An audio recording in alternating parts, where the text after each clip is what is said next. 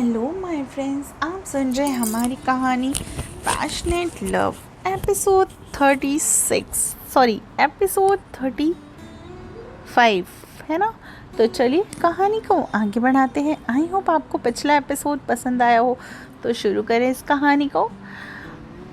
अंदर रणविजय खुद को शांत करने की पूरी कोशिश कर रहा था। रणविजय ने खुद से कहा, मुझे पता है अगर हम कभी अपने रिश्ते से आगे बढ़े तब भी वो मना नहीं करेगी, लेकिन मैं ये क्या करने वाला था।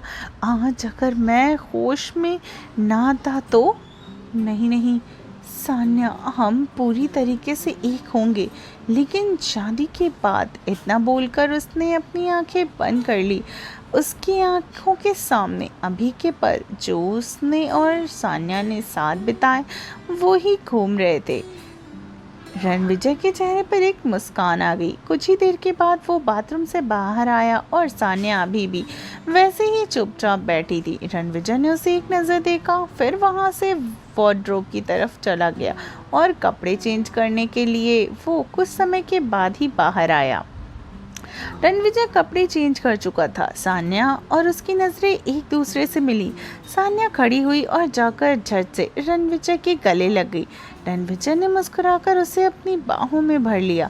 दोनों बहुत वक्त तक ऐसे ही एक दूसरे की बाहों में सुकून से खड़े थे। कुछ ही देर के बाद रणविजय सान्या से अलग होता है और उसके चेहरे को पकड़कर उसके माथे पर किस कर लेता है, जिससे सान्या की आंखें अपने आप ही बंद हो जाती हैं। रणविजय उसे देख मुस्कुराकर फिर उसे लेकर नीचे चला गया। दोनों ने खाना खाया और अपने अपने कमरों में सोने के लिए चले गए, क्योंकि कल सान्या को पेरिस के लिए सुबह ही जाना था और वो जल्दी ही सो गई।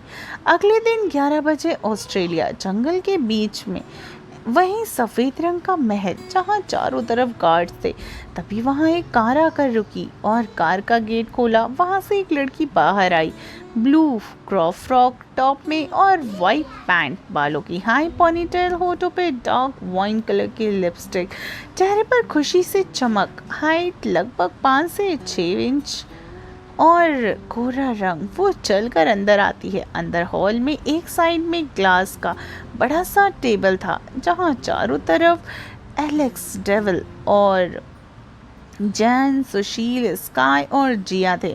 वो किसी बात पर डिस्कशन कर रहे थे। तभी उनके कानों में एक आवाज़ आई, चीफ कहाँ है। सबने पीछे मुड़कर देखा।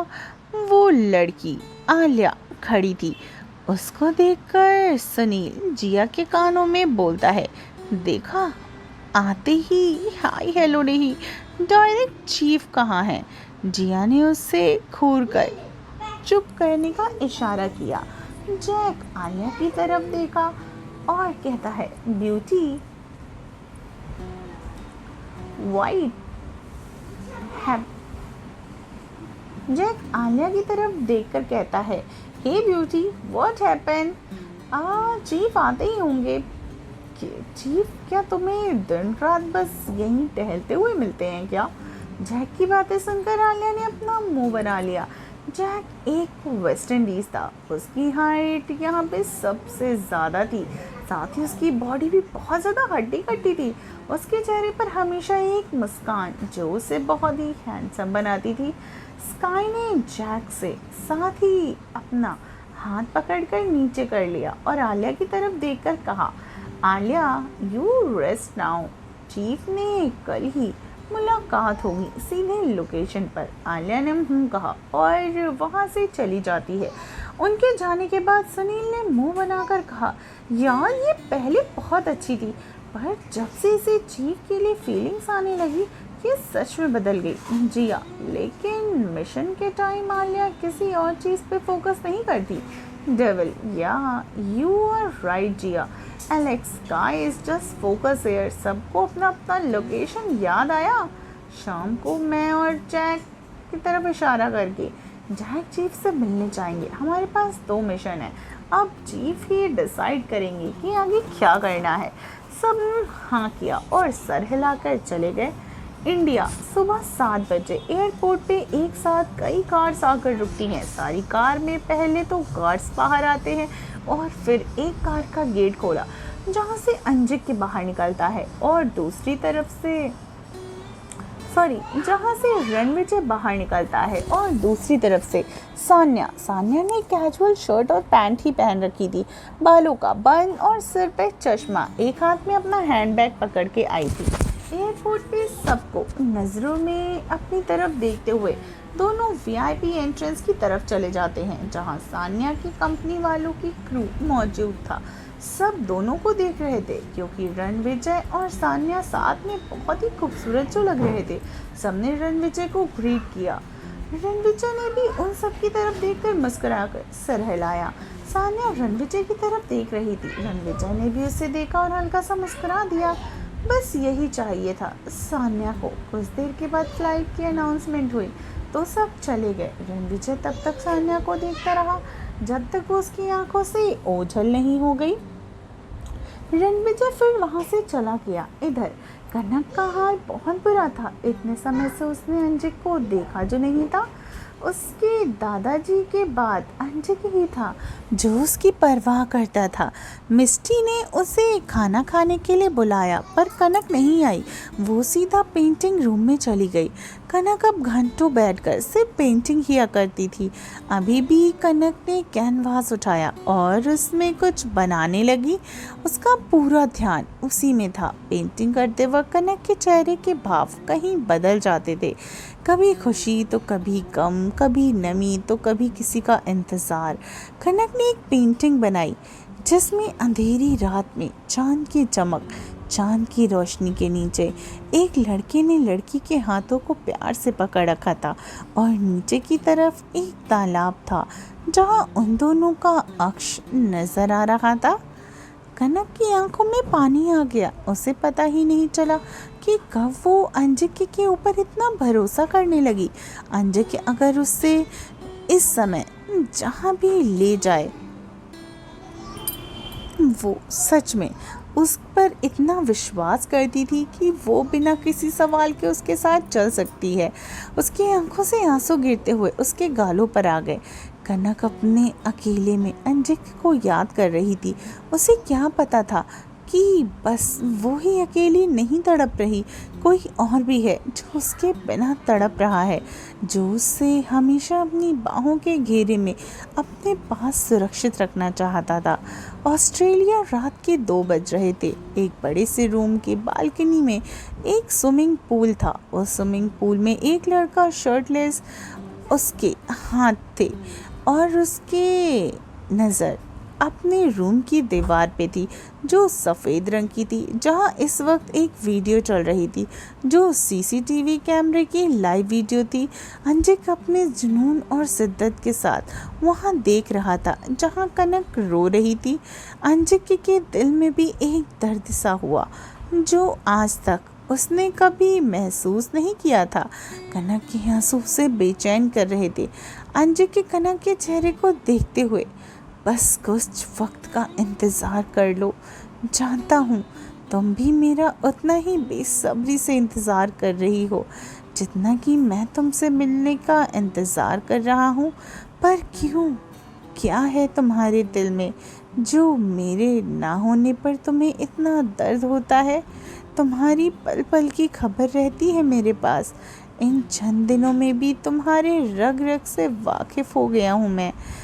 तुम हमेशा के लिए मेरे जहन में उतर गई हो, हमेशा के लिए एक शिद्दत बन गई हो जहाँ से दूर जाने की कोशिश भी मत करना और ना ही अपने मन में ये ख्याल लाना, तबाह कर दूंगा सब कुछ। ये बोलकर अंजिक ने एक गहरी सांस ली और अपनी आंखें बंद कर कहता है, कनक जिसकी आंखों से पानी बह रहा था। उसकी धड़कनें बढ़ गईं। उसने अपने हाथ अपने सीने पर रखा। ऐसा लग रहा था जैसे कोई उसे बुला रहा हो। कनक ने हर तरफ देखा। उसे ऐसा लगा जैसे अंजिक ने उसे बुलाया। वही अंजिक कनक को इतना बेचैन देखकर उसके चेहरे पर एक कातिलाना मुस्कुराहट आ गई, क्योंकि ये बेचैनी सिर्फ उसके लिए ही जो थी। अंजिक कोई भी पेंटिंग नहीं देख पा रहा था। उसे बस कनक का चेहरा ही नजर आ रहा था। अंजिक भी अब जानने के लिए बेचैन हो गया था। आखिर कनक ने ऐसा क्या बनाया है? कनक अगले 1 घंटे तक वहाँ ही रही। वहीं अंजिक भी चुपचाप बस कनक को देख रहा था। कनक को अब लगा देर हो गई है, वो उठकर चली गई। कनक को जाता देखकर अंजिक भी वहाँ से उठ गया। अभी रात के 3 बज रहे थे। अंजिक सीधे वहाँ से जिम रूम में चला गया। उसकी आंखों में इस वक्त भी नींद नहीं थी। अंजिक पुशअप्स करते वक्त उसके चेहरे पर बेहिसाब गुस्सा था। ना जाने इस गुस्से में कितने लोग जलकर राख होने वाले थे। गुस्से की वजह से अंजिक के गले की नसें भी उभर आई थी। उसका चेहरा लाल हो चुका था। सुबह के 8 बज रहे थे। शेखर इस वक्त अंजिक के सामने खड़ा था। अंजिक ने उसकी तरफ देखे बिना ही किसी भाव के बोलता है, प्लान के हिसाब से सब तैयार हो गया है। जैसे ही ऑपरेशन सक्सेसफुल होगा तुम भाई को इन्फॉर्म कर देना, वो वहाँ से अपना काम पूरा कर देंगे। लेकिन उन्हें उससे पहले भनक नहीं लगनी चाहिए। केस शटडाउन होने में 2 से 3 दिन का समय लग जाएगा, क्योंकि अब हम पूरे देश में हैं। Shekhar, yes boss. पर boss, plan B? Anjik, plan B की ज़रूरत नहीं है। मैंने एलेक्स को समझा दिया है।